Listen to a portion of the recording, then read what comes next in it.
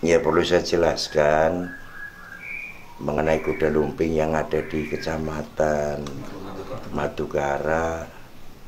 Kalau tidak salah 1 minggu yang lalu, tepatnya malam minggu itu ya, saya kira kurang pas ya, kurang pas gitu. Mestinya pemerintah bersama TNI Polri ini ya memberikan edukasi, pelayanan yang baik gitu. Jadi edukasi itu kan pelayanan atau penyuluhan kan gitu ya. Jadi jangan tanggapannya kan tuh ngertinya edukasi taunya dibubarkan mungkin gitu. Pemahamannya begitu, edukasi itu dibubarkan gitu. Mestinya harus ada penyuluhan. Kan kewajiban kita pemerintah. Iya kan pemerintah itu punya kewajiban. ASN, TNI, Polri dibayar pakai uang rakyat mas, gitu. Itu kan pakai uang rakyat semua. Jadi mestinya kita memberikan pelayanan, gitu. Kita kan digaji pakai uang rakyat. Nah kalau sekarang rakyat nanti menolak sama pemerintah bagaimana? Ini yang perlu dipahami. Kalau nanti rakyat sendiri menolak dengan pemerintah, iya. Kalau dari awas loh, hati-hati loh. Masih ada kata-kata revolusi loh. Iya kan? Dan masih ada kata-kata loh, kedaulatan milik rakyat loh mas. Gitu, paham nggak? Pak, kalau dari laporan Pak, kalau untuk pengunjung sendiri seperti apa sih penonton Pak? Memang melebihi aturan atau seperti apa Pak? Enggak lah. Enggak, itu karena kesewenang-wenangan saja gitu, paham nggak? Mestinya kita yang bijak. Kalau memang ada yang duduk berdampingan, diingatkan. Kewajiban lah gitu, paham nggak? Jangan kita adigang-adigung, paham nggak? Mengeluarkan akunya hebat, itu jangan gitu, paham nggak? Nggak ada manusia yang hebat, paham nggak? Manusia ini dilahirkan di dunia untuk menjadi manusia yang lemah. Maka kita punya kewajiban untuk bisa saling bekerja sama yang baik, ya kan? Bersahabat yang baik, ya kan? Kalau kita dipercaya oleh masyarakat, mari kita berikan contoh yang baik, kan gitu. Lah kalau rakyat nggak boleh hiburan, ya kan? Hiburan di situ kan juga multiplayernya luar biasa, gitu. Di situ mendatangkan UMKM, ya kan? Seperti kemarin ada terjadi nenek-nenek nangis ke sini. Dia dagang pecel, ya kan, modalnya duit 200.000 rupiah, belum laku, baru nongkrong sudah dibubarkan. Yang namanya pecel ini kan barang busuk, ya kan, nggak bisa ditimbun sampai besok, itu nggak bisa. Kalau kerupuk bisa dimasukin ke dalam plastik, nggak melempem, paham nggak? Lah kalau seperti sayuran udah direbus, paham nggak? Itu kan barang langsung busuk gitu. Apa kira-kira nenek itu punya kulkas? Kan nggak punya. Jadi kita melihatlah, pemerintah harus melihat di situ ada orang kecil, ada orang yang betul-betul sehari cari makan untuk sehari hidup gitu. Itu yang perlu kita pertimbangkan gitu. Saya atas nama pemerintah daerah sangat prihatin dengan atas kesewenang-wenangan itu, paham nggak? Itu sewenang-wenang sekali gitu. Apalagi membubarkannya pakai power yang luar biasa gitu. Mendatangkan BKO Brimob, paham nggak? Mobil Brimob banyak sekali dari Purwokerto gitu. Itu mau unjuk gigi, unjuk taring kekuatan atau mau bagaimana gitu, paham nggak? Kurang pas nih Pak. Nggak pas, nggak bener dah, nggak bener, paham nggak? Lah akhirnya masyarakat tersinggung. Masyarakat pun punya taring, paham nggak? Di situ ada yang menghasut, ya kan? Kedaulatan milik rakyat, paham nggak? Yang bayar pajak rakyat. Ini yang perlu kita pahami, perlu kita sadari. Negara ini bisa bangkit karena pajak rakyat, paham nggak? Negara nggak akan hidup, tidak akan berdiri jadi negara kalau tidak ada rakyat, kan gitu, paham nggak?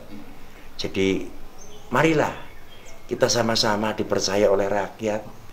Bagaimana caranya kita bisa, ya kan, melayani rakyat dengan baik gitu. Saya ingat tuh pada waktu tanggal 22 tahun 2017 di bulan 5 saya dilantik. Itu saya disumpah untuk bisa memberikan kemakmuran untuk rakyat gitu. Lah ini pelayanan terhadap rakyat kan termasuk kemakmuran, paham nggak? Jangan pakai alasan yang macem-macem lah, udah. Sudah rakyat lebih tahu, rakyat udah tahu kok, paham nggak? Yang jelas paham Belanda tidak boleh hidup kembali di Indonesia. Mari kita bekerja yang benar dari rakyat untuk rakyat. Insya Allah kalau kita melayani rakyat dengan baik, rakyat juga imbal baliknya ada. Saya sudah merasakan kok. Saya melayani rakyat di Banjarnegara, ternyata rezeki saya jibar-jibur, Mas. Yang namanya makanan, daging, ikan, semua datang berdatangan. Itu karena rakyat merasa dilindungi gitu, merasa dilayani gitu. Jadi jangan mikir belum apa-apa baru duduk sudah, ya kan, kepingin punya Pajero, punya Harrier, punya Alphard, paham nggak? Yang diperes mana, yang mau ditonjok yang mana gitu, paham nggak? Janganlah gitu. Terus Pak, ini Pak, terkait dengan viralnya pernyataan Pak Bupati Pak, terkait dengan mengizinkannya istilahnya kesenian, terus pengajian, ini seperti apa Pak menyikapinya Pak, jenengan Pak? Dan jenengan siap bertanggung jawab ketika ada Saya 100% bertanggung jawab. Saya hanya menjalankan perintah pimpinan saya. Ini instruksi Menteri Dalam Negeri, paham nggak? Saya kepanjangan tangan Presiden, paham nggak? Saya hanya membaca di sini perintahnya Menteri Dalam Negeri ini, tolong. Pada halaman 5 di huruf H. Di situ menjelaskan gitu. Di situ menjelaskan kegiatan seni sosial dan budaya yang dapat menimbulkan kerumunan diizinkan dibuka maksimal 25%. Maka harus kita jalankan ini gitu, paham nggak? Ini kan sebuah kebijakan, kearifan pemerintah, paham nggak? Ini yang berpikir bukan otak bupati, paham nggak? Ini otaknya sudah super semuanya. Di Jakarta profesor doktor, ya kan? Apalagi ini yang menandatangani jelas. Yang menandatangani tanda tangan di sini Pak Muhammad Tito Karnavian, mantan Kapolri, paham nggak? Itu ahli semuanya, paham nggak? Jadi mestinya kita sebagai Forkompinda yang ada di Banjarnegara, mari kita ikutin aturan gitu, paham nggak? Jangan terus karena saya jadi bupati semaunya sendiri, saya jadi dandim semaunya sendiri, jadi Kapolres seenaknya sendiri. Janganlah. Mari kita duduk bersama, kita baca bersama gitu, kita pahami gitu. Insya Allah nanti nggak jadi gejolak, paham nggak? Berarti memang sudah sesuai aturan ya Pak ya? Ya sudah sesuai aturan, kita bertanggung jawab kok. Kalau ada terpapar, ada apa, silahkan. Kita punya 35 puskesmas yang siap ya Pak? Iya, kita punya 4 rumah sakit yang siap gitu. Dan kita udah sosialisasi, paham nggak?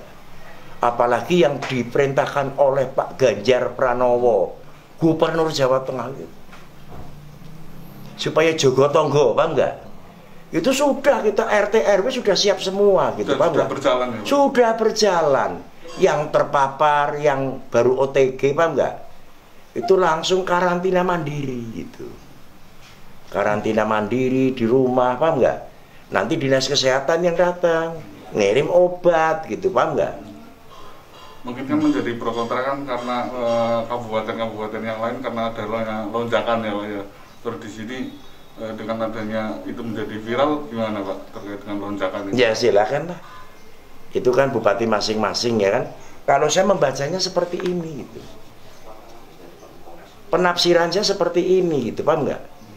Kalau bupati yang lain mau lockdown, mau apa, monggo gitu. Kan tanggung jawab masing-masing kan gitu, bener nggak? Banjarnegara nggak akan lockdown berarti Pak? Nggak akan, kita buka semuanya, nggak ada lockdown, paham nggak? Terkecuali memang betul, paham nggak?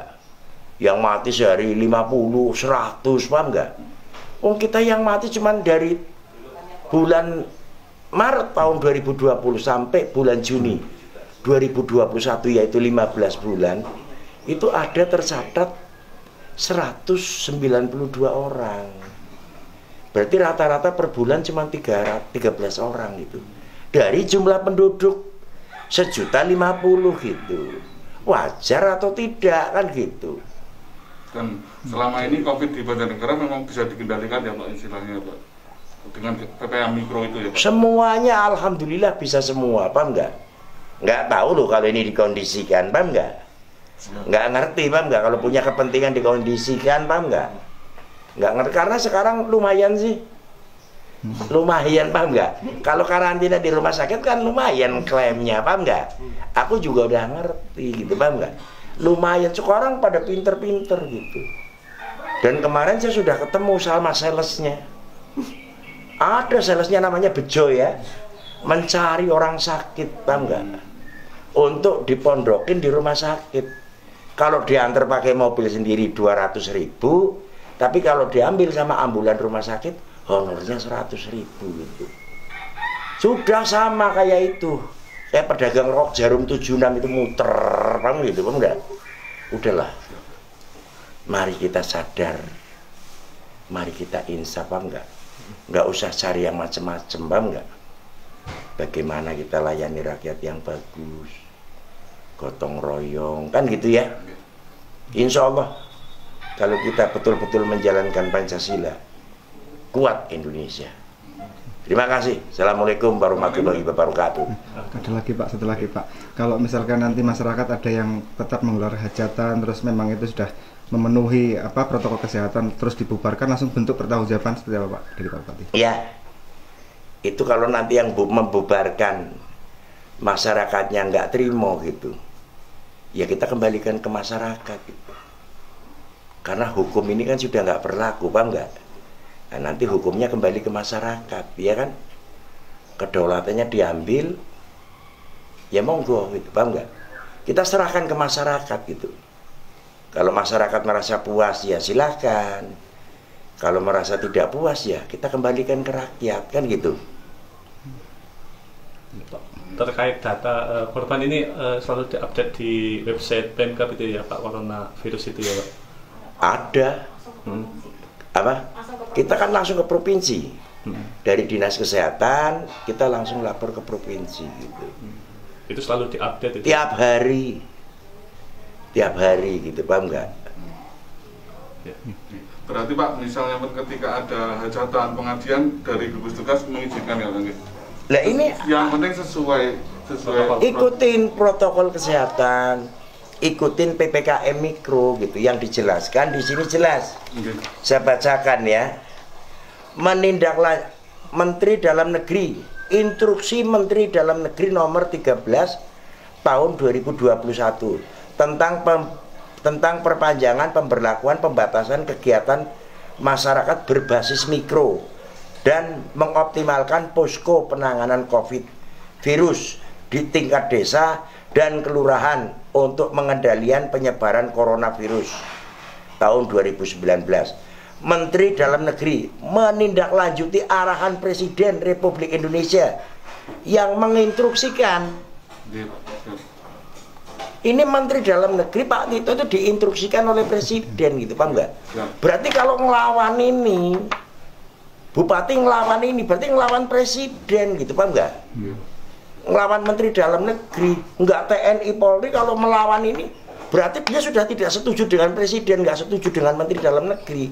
Ngoten Pak Presiden, mari kita sikat habis kalau nggak setuju kan gitu. Siap.